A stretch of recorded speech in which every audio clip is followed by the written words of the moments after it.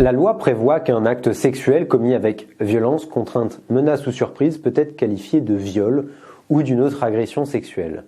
L'objectif est de protéger la liberté sexuelle des individus pour s'assurer qu'ils ne sont pas forcés à un acte sexuel, que leur consentement est plein et entier et qu'ils ont le discernement nécessaire pour consentir à un tel acte. Quand on parle de violence, celle-ci peut être physique, si l'auteur de l'agression use de sa force physique, donne des coups ou fait mal physiquement à la victime d'une manière ou d'une autre, mais elle peut également être psychologique.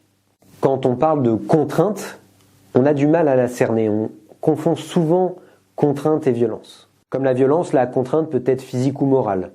Lorsqu'elle est physique, il peut s'agir, sans nécessairement donner de coups, d'obliger la victime à avoir certains gestes, ou au contraire de l'en empêcher. Lorsque la contrainte est morale, l'auteur peut user de stratagèmes et de pression psychologique, par exemple en abusant de son autorité sur la victime ou de la vulnérabilité de cette dernière en raison de son âge ou de son état de santé. Quand on parle de menace, on fait référence à toutes les situations où l'auteur oblige la victime à avoir des rapports sexuels avec lui, sous peine de représailles ou de violence. C'est une forme de contrainte morale. Enfin, quand on parle de surprise, la notion est plus complexe à comprendre. Il ne s'agit pas d'un étonnement comme peut le laisser croire le terme surprise. Lorsque l'auteur surprend sa victime, c'est soit qu'il a obtenu son consentement en lui faisant croire des choses erronées pour avoir une relation sexuelle avec elle, soit qu'il a profité de son incapacité à exprimer son refus. Dans le premier cas, le mensonge doit porter sur des éléments essentiels, très importants, qui ont conditionné la relation sexuelle. Il ne peut pas s'agir d'informations anecdotiques.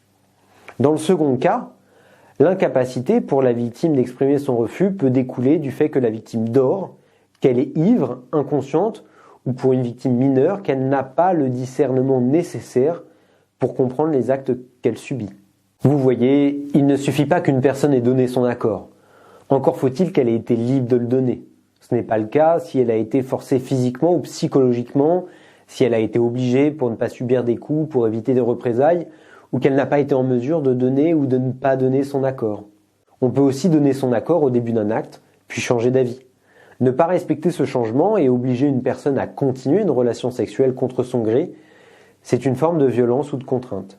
Tromper une personne sur son identité, mentir sur le fait de porter ou non un préservatif, profiter de la différence d'âge ou de l'immaturité d'un mineur afin d'obtenir un acte sexuel, toutes ces situations sont des formes de contrainte ou de surprise. Pour en savoir plus, rendez-vous sur violencesexuelles.info.